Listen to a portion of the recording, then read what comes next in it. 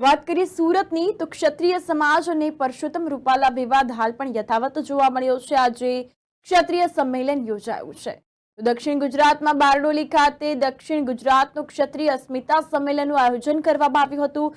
ક્ષત્રિય અસ્મિતા સંમેલનમાં મોટી સંખ્યામાં ક્ષત્રિય આગેવાનો ઉપસ્થિત રહ્યા હતા। તો ક્ષત્રિય આગેવાન કરણસિંહ ચાવડાએ રાહુલ ગાંધીના નિવેદનને વખોડ્યો છે, ત્યારે ક્ષત્રિય સમાજે રાહુલ ગાંધીના નિવેદનને સખત શબ્દમાં વખોડ્યો। આ દરમિયાન રાહુલ ગાંધીના નિવેદનથી ક્ષત્રિય સમાજમાં ભારે રોષ જોવા મળ્યો છે। ભરૂચથી લઈને વાપી સુધીના હજારો ક્ષત્રિય સમાજના લોકો ઉપસ્થિત રહ્યા। આ દરમિયાન બારડોલી સરદાર આશ્રમમાં સરદાર સાહેબને શ્રદ્ધાસુમન અર્પણ કર્યા છે। સરદાર સાહેબને શ્રદ્ધાંજલિ અર્પણ કરી પોતાને ધન્યતા અનુભવી છે।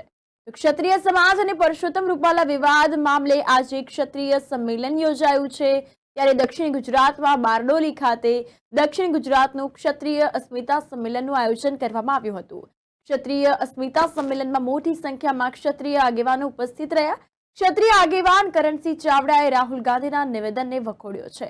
ક્ષત્રિય સમાજે રાહુલ ગાંધીના નિવેદનને સખત શબ્દોમાં વખોડ્યો। આ દરમિયાન રાહુલ ગાંધીના નિવેદનથી ક્ષત્રિય સમાજમાં ભારે આક્રોશ જોવા મળ્યો।